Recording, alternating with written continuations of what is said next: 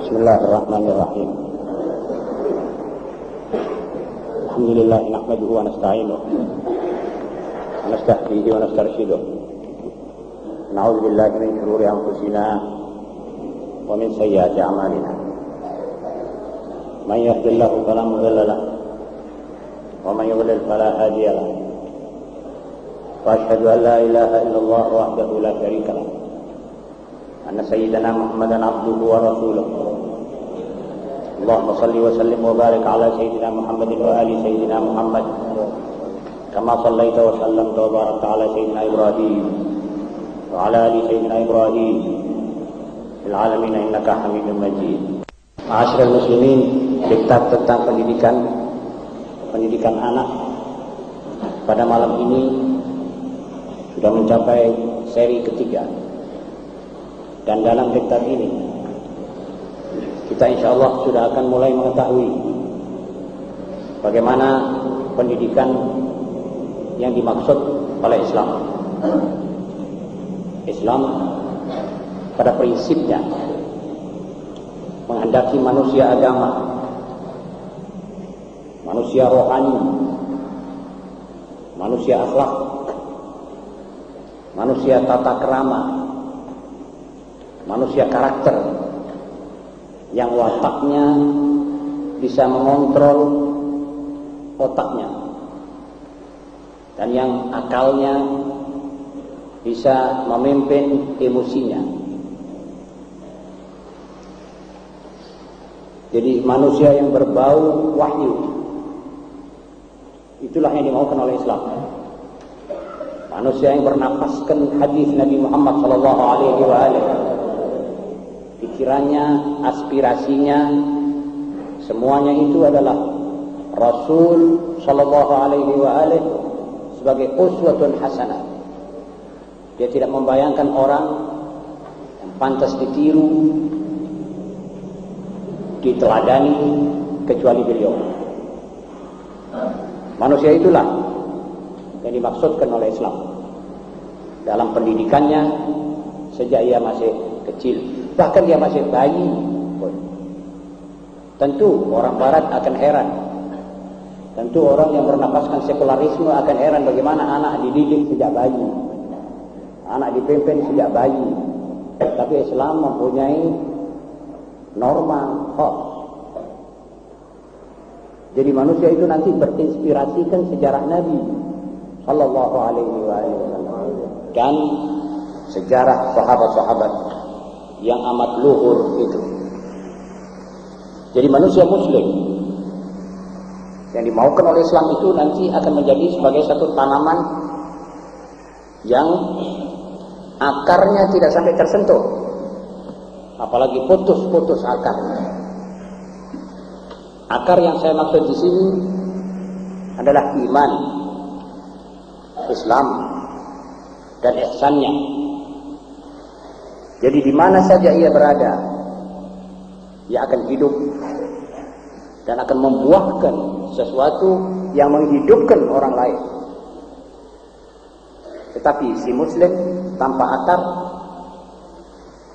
ditempatkan di sebuah toko yang agak ramai saja pasarnya, dia sudah korupsi. Sudah mati rohnya, mati perasaannya.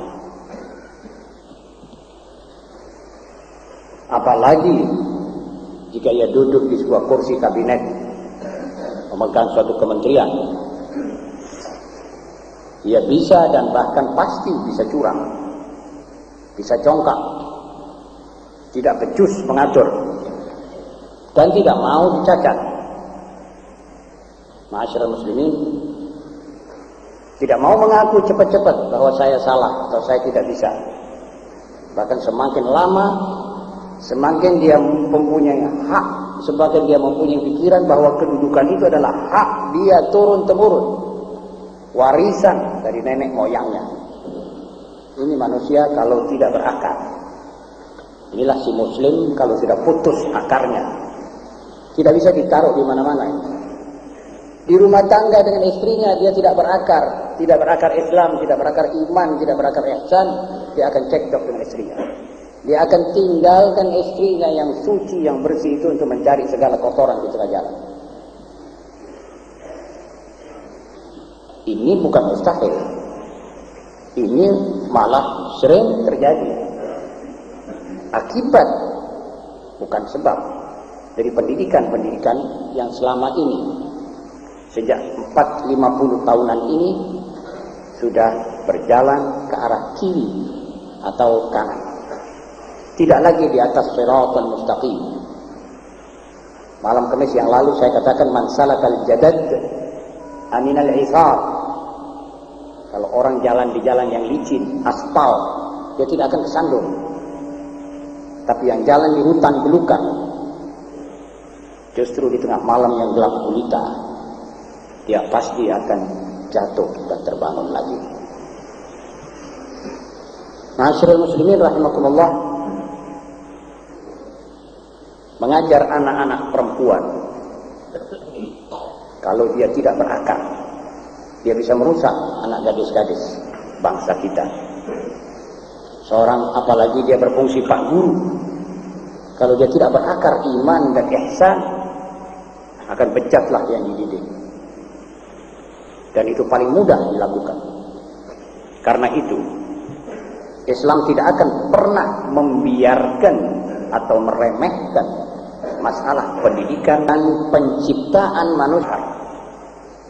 Usaha Islam dalam soal ini selalu dijegal dari barat, dijegal dari timur pihak komunis, dan dijegal dari mana-mana, sampai jegal dari dalam tubuhnya orang Islam sendiri. Saudara-saudara, sebab sebagian dari umat Islam yang sudah silau pada apa yang saya katakan pada malam Jumat, pada malam Kamis yang lalu, kulit mukanya bumi dan dunia ini, kalau orang sudah silau, dia sudah tidak ingat apa-apa, tidak betah lagi menahan atau melawan kerusakan dan keberandalan. Tapi anehnya, kadang-kadang orang-orang itu juga sering ngeluh kenakalan remaja, kebiasaan anak muda, dan sebagainya dan sebagainya. Ma'asyiral muslimin, jika kita meniru sistem pendidikan barat, maka itu artinya kita kepingin menciptakan orang Indonesia yang berkebangsaan Indonesia tetapi berwatak barat, berakhlak barat. Apakah itu cocok? Ilmunya ilmu orang Thailand misalnya, tetapi gayanya, akhlaknya akhlak orang Amerika. Terang, itu akan berantakan. Bahkan ia akan berantakan sesudah menjadi cemoohan dan tertawaan jutaan orang yang melihat mereka itu. Sama, maaf, dengan seekor kucing perempuan dipakai sayap, atau terwilu diserbani. Ma'asyiral muslimin, ilmunya terwilu bukan ilmu Syekhul Azhar. Namun jika ia pakai sorban, tidak akan jadi ulama, sekalipun beratus-ratus tahun dia berbuat begitu. Bukan pakaiannya. Kita belum mencapai kemajuan teknik barat, belum mempunyai 20 jenis bom termonuklir. Karenanya jika kita mau bergaya barat, nanti cuma kita akan menguntungkan barat. Perusahaan bedak maya, perusahaan kutek-kutek itu semuanya laku semuanya. Kita beli. So kita punya istri, kita punya gadis, kita punya perempuan kepingin pakai seperti tangannya dan jari-jarinya orang Amerika. Laku bikinan mereka itu. Kepingin bergaya sebagaimana Carter naik turun Oldsmobile, kita beli Oldsmobile, beli Toyota, beli Fiat, beli Mercy, beli Volvo, tapi tidak bisa bikin bannya Volvo itu, dan tidak bisa bikin alat-alatnya. Ini namanya orang seperti tadi, kucing diserbani. Anggapannya si kucing itu saya sudah Syekhul Azhar, itu tidak bisa. Itu malah menjadi tertawaan. Maaf kalau saya terpaksa membawa contoh yang mungkin tidak berkeserasian dengan saudara. Ini satu contoh saja bahwa orang yang berpakaian bukan pakaiannya, bergaya bukan gayanya, itu malah menjadi tertawaan. Saudara-saudara, akhirnya orang-orang seperti itu kalau nanti bercokol di atas suatu singgasana tanpa akar, dia punya pikiran dan asosiasi semuanya ke barat. Pertama-tama dia bikin hotel-hotel mahal, hotel-hotel pantai, beach hotel, yang tujuan terakhirnya maaf, ya seperti mengatur pelacuran saja. Jadi kesalahan orang yang mau memaksa umat Islam memakai sistem barat dalam pendidikan, sebetulnya kesalahan itu besar sekali. Bahkan merupakan dosa terhadap nusa dan bangsa yang tidak ada lebih besar daripada itu. Risikonya besar sekali. Paling tidak, pemuda kita akan hidup lunak seperti sutra. Tidak bersedia berkorban untuk nusa dan bangsanya. Dia mau segala kemewahan, tetapi belum bisa membuat jarum. Akhirnya ia akan menjadi beban, tetapi beban yang congkak. Ada beban ngersulo, ngenes, minta itu minta ini, saya ini tidak punya. Ini ada beban congkak, minta dipikul tapi congkak. Ini berat sekali. Dan sebenarnya inilah yang dirasakan oleh umat-umat di Southeast Asia yang terpengaruh oleh paham pendidikan barat kepada pemudanya. Sampai pemudanya besar loyo. Sebab dia dikejar oleh macam-macam kebutuhan buat pacaranisme saja. Pelajarannya tidak maju, akhlaknya tidak maju, tapi pikirannya minta dandan kepada yang perempuan atau orang laki minta beli sepeda dan lain-lainnya. Saudara-saudara, contohnya banyak. Di Afghanistan yang memanggil tentara Soviet masuk adalah orang-orang yang tadinya dididik di barat, sekolah di barat, dan bekerja di kedutaan-kedutaan Amerika barat. Di Kairo yang rangkul Yahudi adalah orang-orang yang berpendidikan barat dan timur sekaligus. Konon sekarang Presiden Mesir akan pidato lagi di Kanisnya Yahudi, parlemennya Yahudi. Padahal tidak ada hasilnya. Perundingan demi perundingan, Israel semakin maju, bangsanya semakin digilas. Ini orang-orang yang berpendidikan barat. Tidak ada rasa kesian pada bangsanya, tidak ada cemburuan, tidak ada merasa solidaritas. Malah ngenyek Afghanistan, katanya kenapa orang bertempur melawan Soviet. Itu negara-negara seperti Syria, Irak malah membenarkan penyerbuan Soviet di Afghanistan. Saudara-saudara, itu kebal, itu orang-orang barat. Itu orang-orang yang sudah kena polusi barat.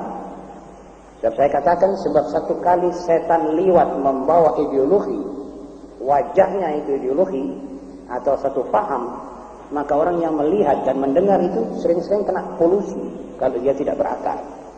Kalau dia tidak ada akar iman, ihsan dan Islam, terpengaruh. Dan kalau sudah sekali terpengaruh, berat dicarikan jalan untuk baik. Yang sekarang main dengan Israel dari pintu belakang di Syria, Hafez al-Assad, itu orang-orang pendidikan barat. Turki, khilafah Islamiyah dipotong lehernya, diganti barat dan paham barat. Akhirnya negaranya yang lebar luas itu didum-dum sama barat. Tapi sebaliknya, dan dengarlah baik-baik, yang gedebukan dari front ke front melawan musuh adalah orang-orang yang berpendidikan masjid dan langgar. Adalah orang-orang yang keluaran pesantren. Itu yang melawan imperialis. Itu orang-orang dari Al-Azhar yang kuno, bukan Azhar sudah setelan sekarang ini. orang-orang dari Qairawan, orang-orang dari Aljazair, itu yang daripada masjid langgar itu dibikin membawa suatu keberanian pada masanya. Sebab ada akar. Dia tidak mau dijajah. Dia tidak mau diperkosa bangsanya dan negaranya oleh orang lain. Walaupun cuma di bidang ekonomi saja. Ma'asyiral muslimin, itu sekedar suatu contoh. Dan saudara tentu lebih banyak melihat, lebih banyak mendengar kalau kita lebih panjang umur kita di dunia ini. Yang penting satu kebenaran mesti kita pegang, Islam. Kalau kita sudah pegang Islam sebagai satu kebenaran, didiklah anak kita atas dasar itu. Wariskan itu Islam. Jangan cuma dianggap benar. Wariskan itu Islam kepada putra-putra Anda dengan melalui pendidikan. Pendidikan sejak ia dalam kandungan perut ibunya. Artinya carikan makanan yang halal untuk ibunya, supaya itu anak tumbuh dengan suatu proses yang normal dan wajar. Kalau keluar, carikan susu, uangnya susunya dari uang yang halal. Carikan makanannya kalau dia sudah mulai bisa berjalan dengan makanan yang halal. Dan nanti saya akan ceritakan mengapa Rasulullah SAW pada satu waktu cucunya Al-Hasan alaihissalam merangkak makan kurmanya cekat. Itu kurma dicekati. Orang keluarkan cekat kurma. Cucu Rasulullah SAW masih umur 1 tahun, baru merangkak. Itu pergi ke tempat kurma timbunan itu, ngemut, belum bisa dimakan, dimut saja, tidak ada gigitannya. Itu Rasulullah SAW berlari memegang mulutnya itu anak, dibuka, dikeluarkan, dilogok sama tangannya, dikeluarkan. Sebab dia bilang ini kurma untuk Hasan halal. Dilogok dalam Bukhari sampai Rasulullah SAW menyuarakan kah, kah, kah, disuruh keluarkan sampai keluar, muntah. Hanya satu masalah kurma. Apa sih salahnya? Kenapa kita tidak bilang, ya anak kecil belum ada hukum wajib, masa dia tahu halal-halal? Tapi tidak, ini didikan. Ya ini yang saya katakan tadi, sejak bayi kita didik dia. Dengan cara-cara yang Islam sendiri merupakan satu metode khas dan sampai sekarang bisa dipertanggungjawabkan secara scientific, secara pedagogik. Itu masih bisa dipertanggungjawabkan. Dan semua ahli pendidikan yang betul-betul konsekuen akan menyadap ini pendapat dari Islam. Saya pernah katakan pada saudara bahwa Lord Baden-Powell, seorang Inggris, baru saja mati. Dialah sebenarnya yang membuka, dia pencipta kepanduan di dunia ini. Jadi kepramukaan ini Lord Baden-Powell yang mulai bikin. Dia bilang anak umur 4 tahun, 5 tahun belum dimasukkan pandu secara mesti ideologinya dikuatkan dulu. Sebab kepanduan atau kepramukaan tanpa ideologi agama tidak ada harapan itu menjadi baik. Umumnya nanti nyeleweng lagi kalau sudah besar ke arah seks. Jadi seksualiti bisa terbangkitkan oleh masalah-masalah kepramukaan dan kepanduan. Kalau tidak terarah, kalau tidak resapan ideologinya kuat. Ini yang bilang ini, yang mengarang itu kepanduan sendiri. Penciptanya bukan saya. Jadi kalau Lord Baden-Powell, seorang Masehi, bisa bicara begitu, lalu kalau kita mempunyai kepanduan, tidak kita beri dan kita dasarkan, tidak kita landaskan kuat agamanya, ya berarti kita mengundang kerusakan di kalangan remaja dan pemuda kita sendiri. Yang rugi kita juga, yang rugi bangsa kita juga. Padahal keuntungan kepanduan belum seberapa kalau dibandingkan dengan kerugiannya. Dan itulah firman Allah, wa ismuhuma akbaru min naf'ihima. Dalam khamr dan maisir, dalam judi dan minuman, keuntungannya tidak seberapa, tetapi kerusakannya lebih banyak. Jadi seperti itu nanti. Saudara-saudara, marilah kita mulai membaca seri ketiga ini. Sekarang sarana dan cara-cara pendidikan menurut Islam. Seorang tua harus lemah lembut terhadap anak. Tidak diperdengarkan kata-kata maki atau penghinaan, betapapun kesalahannya, betapa pula laknat padanya.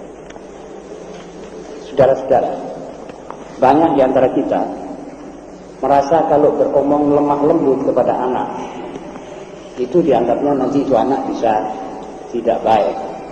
Itu keliru. Orang tua adalah cerminnya anak. Orang tua adalah kocok penggolonya anak. Jadi kalau saudara nanti akan tahu bagaimana anak saudara, ya lihat karakter saudara ini. Kalau saudara suka meso, maki, sedikit-sedikit mau setan ini anak ini, nanti itu anak atau jadi setan betul, atau dia nanti memaki orang lain setan. Dan ini risiko berat kalau itu anak jadi setan. Waliyadillah. Berat, nanti saudara tidak kuat memikul risiko ngomong setan. Wong tadinya anak baik-baik, pakai akad, pakai apa, upacara ijab dan lain-lain, kok jadi setan. Ini tidak betul.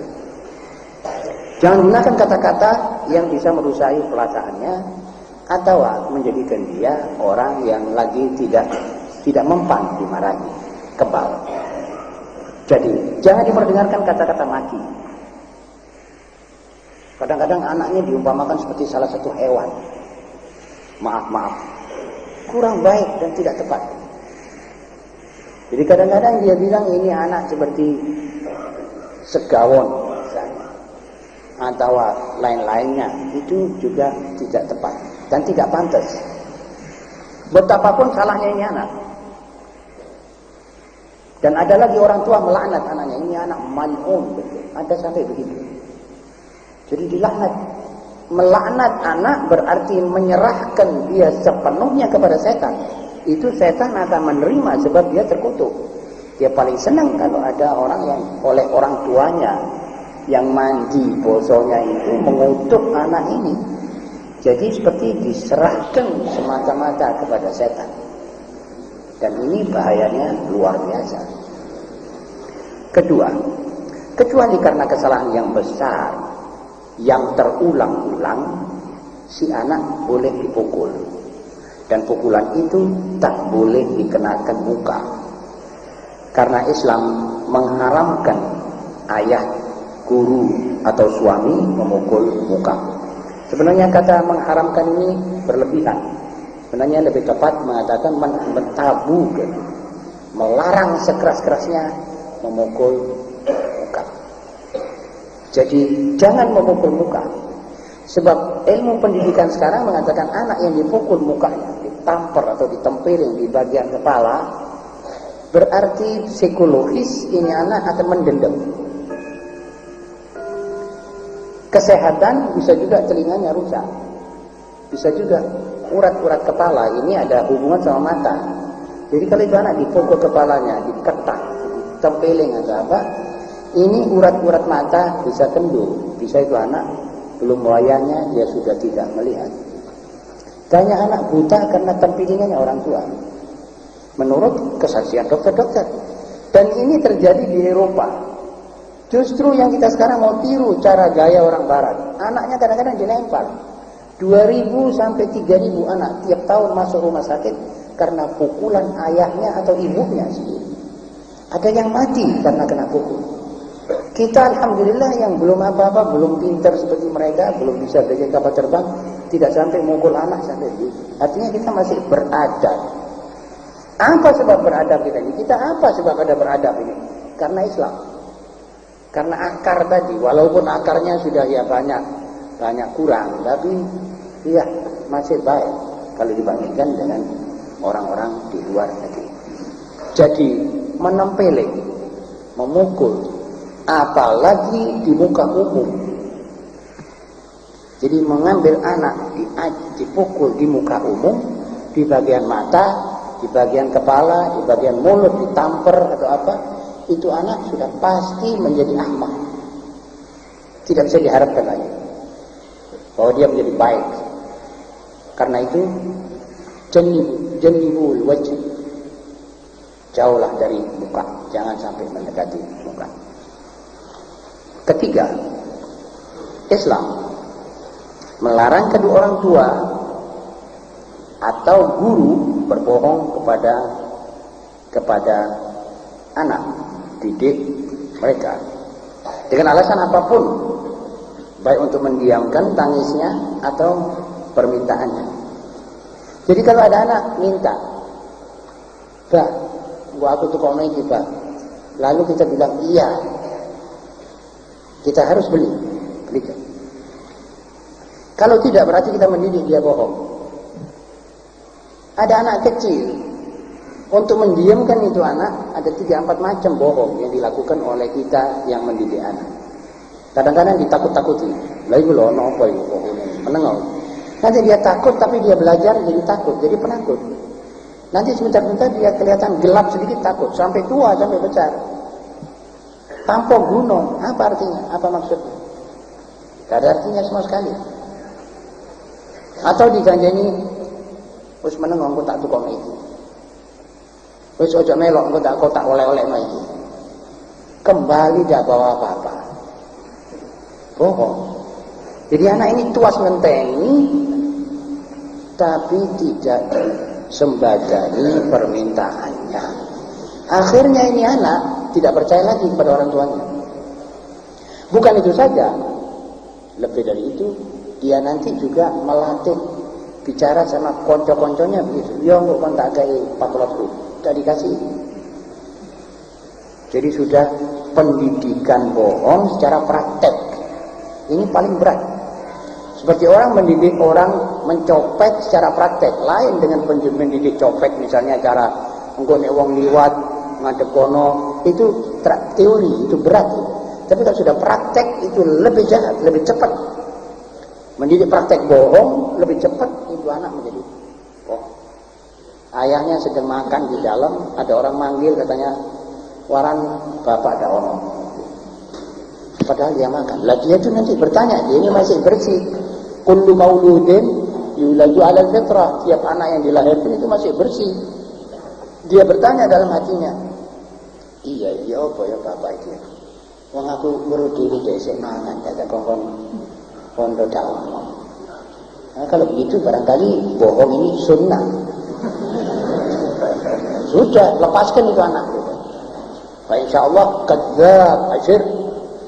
Kalau besar jadi kadzdzab, kalau jadi bupati kadzdzab, kalau jadi menteri kadzdzab, kalau jadi apa saja sudah kadzdzab, sudah tidak bisa dirubah. Setiap setelannya setelan praktikum dari bayi, dari kecil. Bagaimana itu bisa harapkan dia menjadi baik? Itu berat. Abu Dawud dan Ahmad meriwayatkan, perempuan memanggil anaknya sambil menjanjikan akan kuberi. Jadi ada satu perempuan, ini riwayat Ahmad dan Abu Dawud. Pernah itu perempuan memanggil anaknya. Seperti bilang, "Le, gini yang tidak aku tak kayak ini." Panggil. Itu orang datang, Rasulullah SAW bertanya, "Apa yang akan kau berikan?" Jawab perempuan itu, "Kurma, ya Rasulullah." Sekarang berikan jika tidak, maka sekali bohong akan tercatat dalam amalanmu.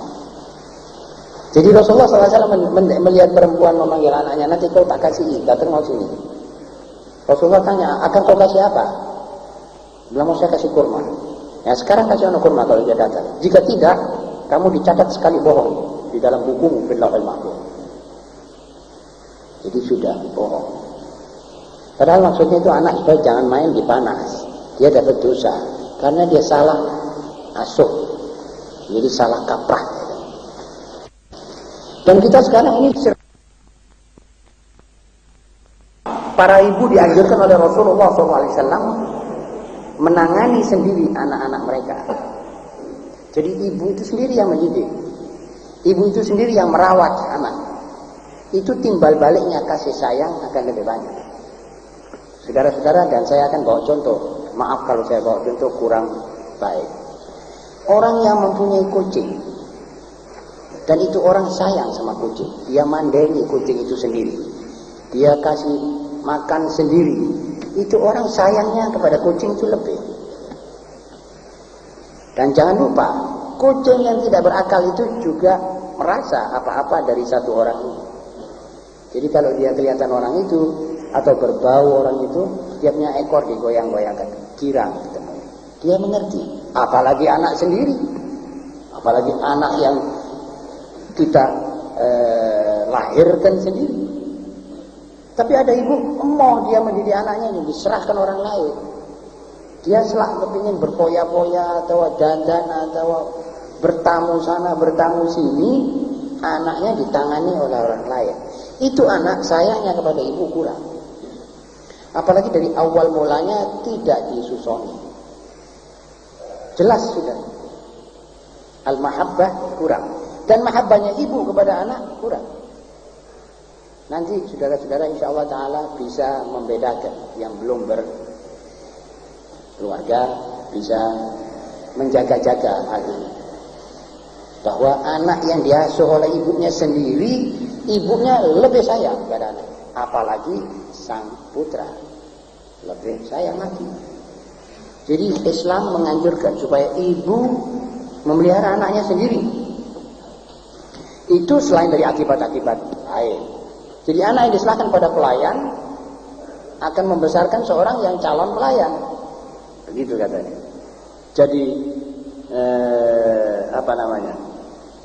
Jadi tidak serahkan pembantu pemeliharaannya.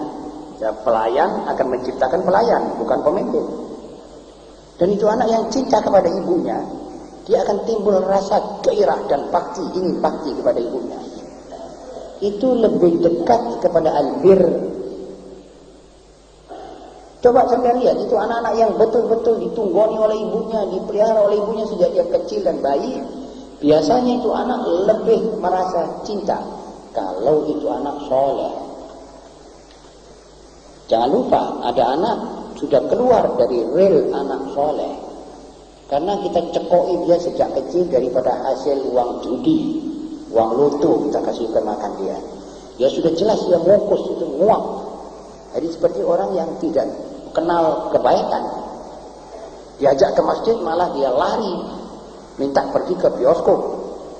Itu sebab-sebab lain. Tapi biasanya anak yang dididik oleh ibunya, dia pegang sendiri oleh ibunya, ditangani sendiri oleh ibunya, itu anak menjadi baik. Dan ada kira kepada ibunya, juga kepada ayahnya. Kelima, seorang anak harus dijaga perasaan dan kehormatannya dalam majelis-majelis orang dewasa. Coba bagaimana Islam ini? Ini diteladankan semua ini oleh Rasulullah SAW.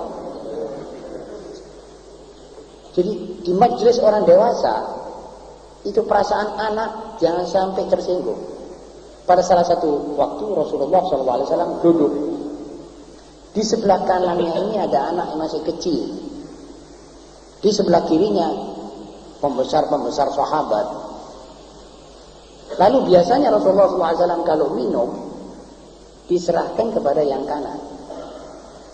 Siapa saja dia suka kanan. Lalu pada satu saat dia toleh, di kanannya ini ada anak kecil. Dia minta izin. Wahai anak, apa kamu izinkan minuman ini saya kasihkan pada Sayyidina Abu Bakar di sebelah kiri saya? Itu anak mengatakan, tidak ya Rasulullah, sini saya mau minum, kasihkan saya. Kan bisa dia ngasih ke kiri tidak pakai tanya, tapi dia tersinggung. Loh, biasanya begini. Kok lantas karena saya yang kecil ini Wah, kalau itu saya ini tidak diorangkan. Rasulullah SAW tidak dipelihara perasaannya. Ini pendidikan, saudara. Nanti ini anak akan tahu bagaimana rasa menghormat orang yang lebih tua dan lebih besar, dan lebih tahu di mana dia menempatkan diri dalam pergaulan masyarakat. Tahu tepo seliro. Ngono tadi nenek wong ditakoni, kon bisa tak, ngombe bisa tak? Ya apa nek tak kena? Ndak, aja sini saya mau minum. Berkatmu saya kepingin lebih dulu. Itu satu cara yang pernah dilakukan oleh Rasulullah SAW, dan ini dalam hadis yang diriwayatkan oleh Muslim. Nanti ceritanya saya bacakan. Rasulullah SAW pernah menoleh pada seorang anak kecil yang duduk di sisi kanan Rasulullah sambil berkata, apakah Anda mengizinkan aku memberikan minuman ini kepada orang tua yang ada di sisi kiriku, yang bukan kiriku. Anak tersebut menolak. Namun Rasul sambil tersenyum memberikan dia minum minuman itu lebih dahulu. Riwayat Muslim. Kita sini kan tidak begitu antusias untuk menjaga perasaan anak kecil. Malah anak kecil kadang-kadang kono-kono nyengir-nyengir arek-arek nemburi kono. Ojo cepat-cepat gini. Kadang-kadang itu anak pertama kurang senang, kedua, ketiga akhirnya bisa menjadi salah tompo, bisa marah. Jadi kalau kita mau atur tempatnya, kita atur dengan sebaik-baik cara. Keenam, Islam menganjurkan agar kita berlemah lembut dan bergurau dengan anak-anak sendiri dalam batas-batas yang normal. Ini satu daripada akhlak Rasulullah SAW. Rasulullah SAW bergurau dengan cucu-cucunya, dan ini diteladankan. Artinya kamu, wahai manusia-manusia Muslim, kamu juga harus bisa berbuat dan berlaku begitu kepada anak-anakmu. Pada satu saat Rasulullah SAW memangku Sayyidina Al-Hasan diciumi, sampai datang satu orang Arab, ya rupanya dari pegunungan. Datang dia bilang, ya Rasulullah, saya heran engkau cium dari tadi ini anak ini. Aku ini punya anak 10, tidak pernah mencium sekalipun mereka. Rasulullah SAW bilang, amboi, lah kalau kau tidak diberi hati belas kasihan oleh Allah, saya bisa berbuat apa? Kalau kau tidak sampai mendapat belas kasihan dari Allah, tidak ada kasihan mana cucu anakmu, ya saya tidak bisa berbuat apa-apa. Dia gawok melihat ini cucu diciumi, saben kali diciumi. Masyarakat di sini lebih lagi dari itu. Sebagaimana yang saya akan riwayatkan, kata Rasulullah SAW, barang siapa mempunyai anak, maka ia di hadapannya harus menjadi kecil pula. Jadi kita tidak bisa berlagak besar dan tua, nanti itu anak gusar, kurang senang. Jadi kita guyon sama itu anak. Kalau perlu memakai cara yang mereka kenal. Ini apa? Saya katakan dalam akhirnya ini, Rasulullah SAW kadang-kadang gendong cucunya itu di kakinya, dicelapakkan sini, di antara dua bahu Rasulullah SAW, dan anaknya dipegang. Sampai salah satu sahabat mengatakan, alangkah mulianya tungganganmu wahai Hasan atau Husain. Rasulullah SAW menyaut, dan juga yang menunggang juga mulia. Kau ini punya tunggangan, bukan sebarang tunggangan, Rasulullah yang kau tumpangi. Rasulullah SAW menjawab, dan yang menunggang ini juga mulia. Warraqib. Waktu sahabat mengatakan ni'mal markub, qala wa ni'mal raqib. Itu suatu sopan santun yang tertinggi. Bahkan kadang-kadang dia itu merangkang gitu, seperti dengan dua kaki, dua tangan Rasulullah SAW dengan dua lututnya, nunggu anak cucunya ini naik di gendernya, dinaiki seperti mana biasanya anak-anak kuda-kudaan atau kambing-kambingan itu. Dan Rasulullah SAW menunggu. Kadang-kadang bahkan dalam sholat, nanti dalam bab anak harus dibawa ke masjid, Sayyidatina Fatimah alaihissalam membawa kedua cucunya ini ke masjid. Sampai kadang-kadang mereka itu kalau melihat neneknya sedang sujud, lari ditumpangi lehernya, di maiki sebagaimana biasanya. Lalu Rasulullah SAW tidak mengangkat kepala. Tunggu sampai ini anak turun sendiri. Habis itu sahabat tanya, ya Rasulullah, tadi itu apa ada wahyu turun waktu sujud kok lama? Dia bilang tidak. Ini anak saya ini dia naik, saya tidak mau menggusarkan dia, saya biarkan sampai dia turun sendiri. Saudara-saudara, ini satu cara yang kita bisa membayangkan bagaimana seorang ayah atau embah itu sayang dan kasihnya kepada anak-anaknya sendiri. Dan ini jangan lupa, ini nanti melahirkan suatu tumbuhan yang baik. Jadi itu anak tidak pernah minder. Kalau itu anak saben bicara dikatakan kamu ini bodoh di muka umum. Saben bergerak dipukul, saben keliru disebet, ditempeling dia. Ini anak nanti jadi minder dan jadi bahlul, tidak bisa berpikir secara wajar. Sebab dibuntoni dia, tidak bisa disuruh bergerak. Jadi akhirnya jadi bodoh. Ini bukan berarti bahwa itu anak kalau nakal sudah keterlaluan tidak boleh dipukul. Ya boleh dipukul, tapi tempatnya bukan di kepala dan alatnya rotan atau penebal. Tidak dipukul dengan tangan, apalagi dipukul dengan tangan di muka. Saudara-saudara, dan inilah yang saya bisa ketengahkan dalam maudhu ini sekarang. Mudah-mudahan dalam dars yang akan datang kita akan membawa bab lain dan mungkin itu terakhir kalau bisa. Yang penting saudara-saudara, mari kita sekarang bersama-sama yang sudah punya anak, mari kita banting setir, kita pakai cara didikan dan asuhan menurut Islam dan yang ditradisikan oleh Rasulullah SAW.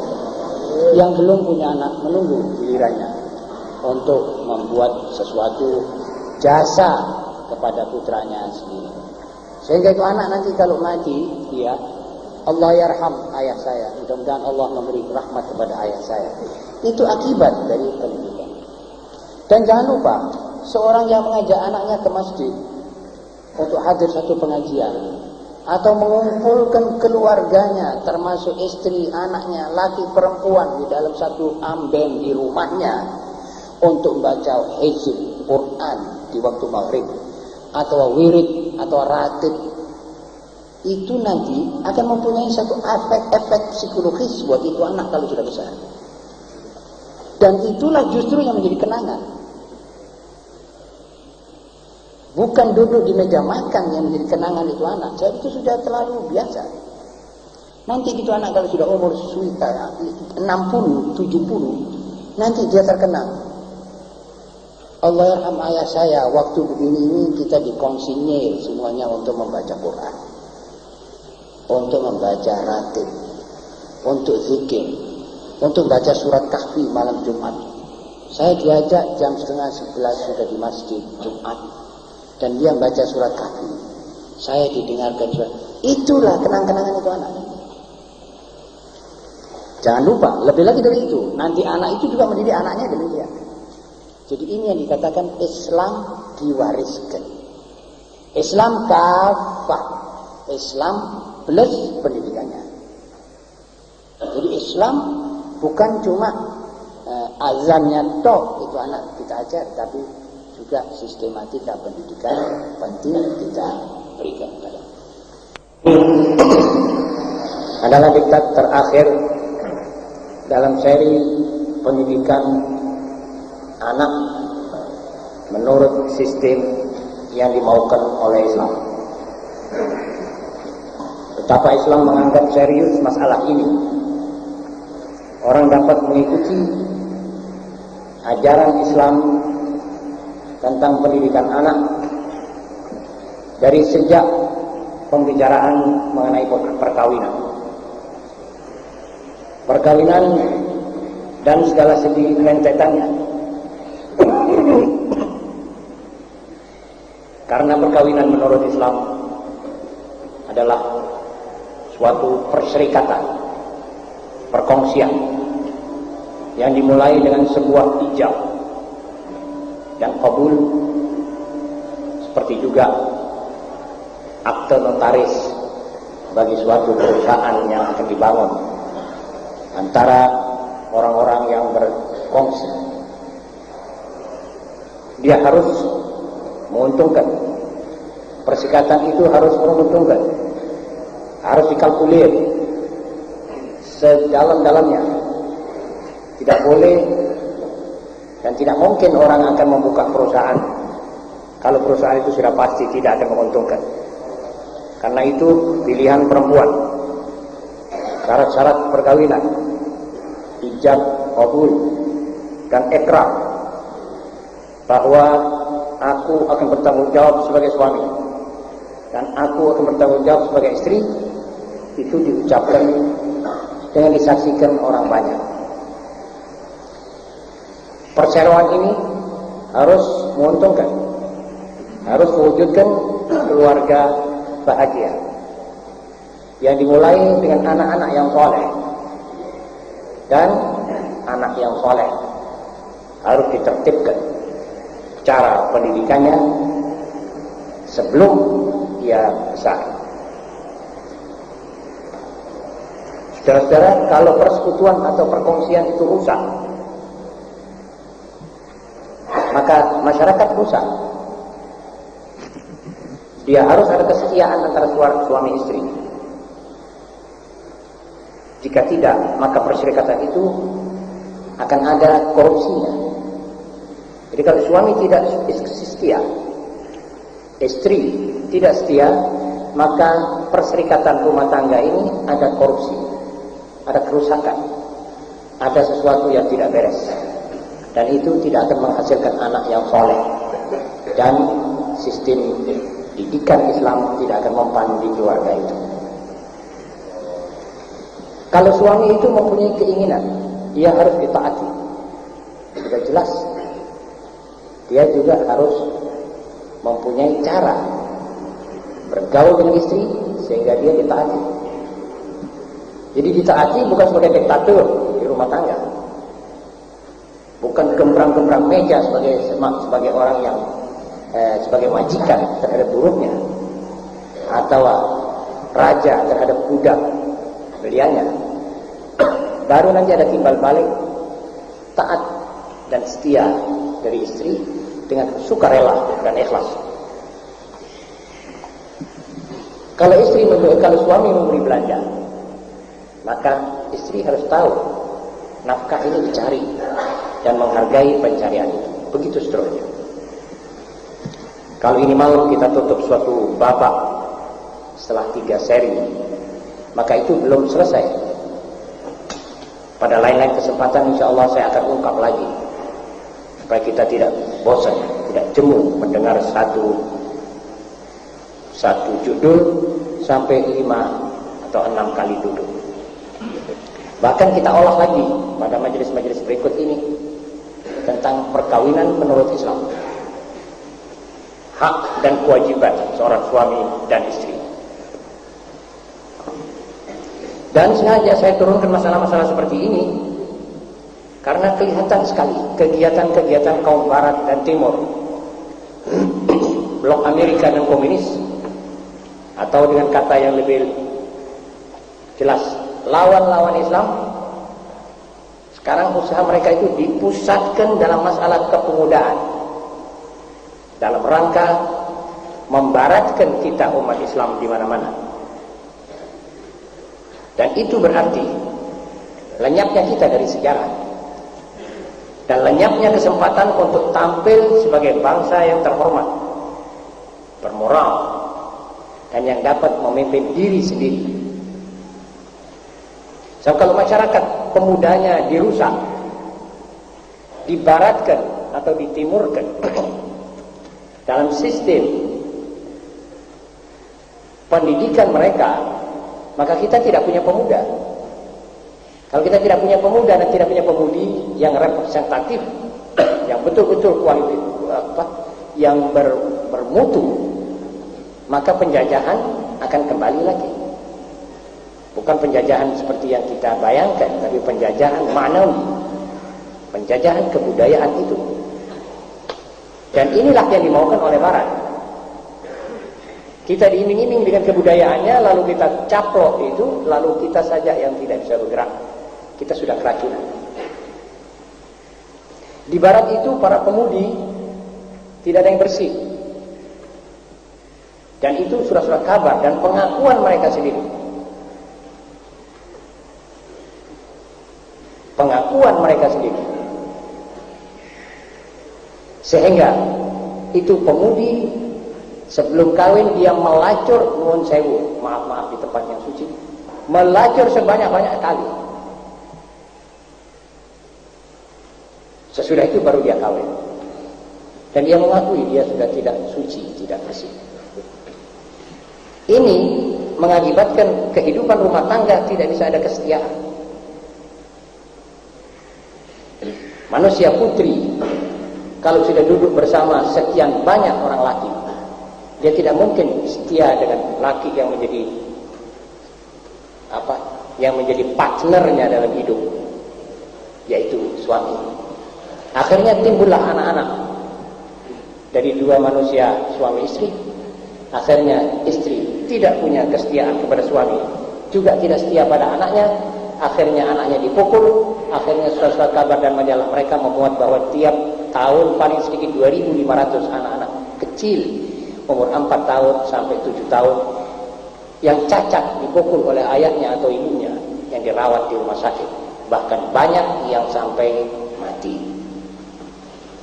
Sebab istri sudah tidak setia. Dia sudah menjelajahi sekian banyak anaknya. Dia sudah tidak bisa mempunyai satu kesetiaan lagi kepada satu ini. Ini yang ditantang oleh Islam. Dan karena ini ada hijab, karena ini ada ajaran yang mengatakan qul lil mu'minina yaghuddu min absarihim wa qul lil mu'minati yaghuddna min absarihin. Salah satu profesor Jerman dalam pertemuan seminar di Bonn, dia berkata, sekarang masalahnya sudah parah. Kami para ahli pendidikan membaca sebanyak-banyak buku. Kami ingin membawa suatu teori bagaimana membenarkan atau mengatur keadaan seperti sekarang yang sudah kacak-kacir ini. Kami tidak dapat. Belum ketemu jalannya mengatur pemuda, kehidupan muda-mudi ini supaya bermoral dan berakhlak. Kami belum dapat. Tetapi saya sekarang temukan untuk saudara-saudara satu teori yang saudara tidak akan membayangkan kalau saya katakan dari mana teori ini. Teori ini dibawa oleh Muhammad dalam ayat yang saya baca tadi dalam surat An-Nur atau surat ayat An-Nur, qul lil mu'minina yaghuddu min absarihim wa yahfazu furujahum. Qul lil mu'minat yaghuddna min absarihin wa yahfazna furujahum. Ini teorinya. Adakan pemisahan. Adakan cara manusia bergaul masing-masing jenis dalam lapangan diskusi. Beri pekerjaan pada masing-masing jenis. Ini way out-nya dan ini obatnya. Saudara-saudara, saya katakan demikian supaya saudara lebih yakin bahwa hanya Islamlah yang bisa ngatur ini semua. Tetapi mereka yang berseminar itu tidak berdaya.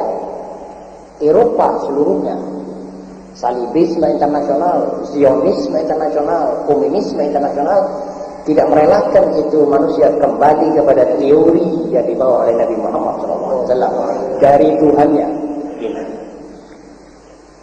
Karenanya usaha lawan untuk membaratkan kita adalah suatu taktik yang licik sekali. Sebab daya upaya untuk menjelek-jelekkan Islam tidak ada jalannya. Daya upaya atau taktik untuk menjajah tidak ada jalannya. Hanya ada satu lubang kecil yang mereka akan masukkan jarinya di situ, yaitu lubang kebudayaan. lubang ekonomi bantuan, dan lubang adu domba. Lubang adu domba ini mereka juga berhasil. Sekarang dunia ini sebetulnya difitnah antara kaum Sunni dan kaum Syi'i. Jadi Syiah dan Sunnah sekarang diadu domba di Timur Tengah. Jadi dihidupkan kembali masalah mazhab. Padahal pada hakikatnya tidak ada perbedaan prinsipil antara Sunnah dengan Syiah. Yang berbeda dalam masalah-masalah yang tidak prinsip, seperti khilafah, tidak prinsip. Semua itu dijalankan dalam rangka menjadikan umat Islam ini pengikut, peniru tingkah laku mereka, sebab mereka tidak bisa menemukan jalannya sendiri, yaitu jalan Islam. Kalau diributi dengan cekcok dan perkelahian, mereka sudah wegah mengatakan, marilah sudah kita ikut Barat saja. Apa katanya Amerika, apa katanya Barat. Jika lubang-lubang itu, saudara-saudara, tidak lekas-lekas kita tutup, maka dunia Islam ini akan jungkir balik untuk kepentingan orang-orang kulit putih seperti beberapa abad yang lalu.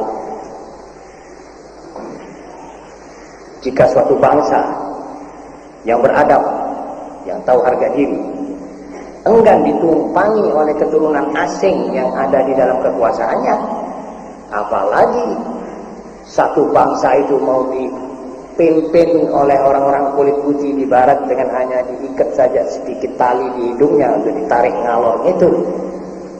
Jelas bangsa yang beradab tidak mau menerima hal itu. Karena itu paling tepatnya alat untuk menutup lubang-lubang yang dimasuki jari Barat adalah pendidikan sistematikanya menurut kaidah-kaidah Islam. Masyarakat muslimin, jadi didikan ada hubungannya dengan kemerdekaan bangsa secara langsung. Saudara bilang, apa hubungannya kemerdekaan ini, pendidikan, soal pendidikan dengan kemerdekaan? Saya katakan erat sekali. Tanpa pendidikan tidak mungkin jiwa yang bebas tercetus. Tanpa pendidikan tidak mungkin satu manusia karakteristik yang berkarakter akan lahir. Tanpa pendidikan tidak mungkin seorang menteri dalam kabinet akan mempunyai self koreksi antara dia dengan Tuhan. Tidak ada muhasabah, tidak ada muraqabah. Yang ada adalah kesempatan mumpung aku jadi menteri, mumpung aku jadi pimpinan, dan sebagainya. Saudara-saudara, jadi pendidikan mempunyai arti yang besar sekali. Bahkan orang yang mengerti perjuangan itu, revolusi harus diisi dengan pendidikan ma'nawiyah manusia yang diajak revolusi ini. Ma'asyiral muslimin rahimahullah, pemuda dan pemudi, kalau sudah mereka berhasil meliarkan pemuda-pemudi dengan istilah dan gaya hipis, maka warisan dan segala pusaka yang dimiliki oleh kaum muda-mudi dan bangsa muda-mudi itu akan berhamburan. Sebelum ma'asyiral muslimin, sebelum kita ditawur oleh Barat dan komunis, maka kita harus tawur lebih dulu kebudayaannya dan sistem pendidikannya. Jika kita akan bergerak bebas, maka taring-taring serigala serigala kulit putih yang tertancap dalam saraf dan badan kita harus kita singkirkan, harus kita potong dari otot-otot kita ini, supaya kita tumbuh, supaya Ibu Pertiwi selamat. Masyarakat muslimin. Kemudian dalam diktat ini juga saya teringat ada ayat-ayat dari Suhuf Ibrahim. Saya sendiri sejak kecil, sejak mulai bisa menghadiri Jumat, mendengar tiap imam dalam sholat Jumat membaca Suhuf Ibrahim wa Musa, Waktu itu saya bertanya, apa gerangan isi suhuf Ibrahim, suhuf Musa? Apa kata-katanya?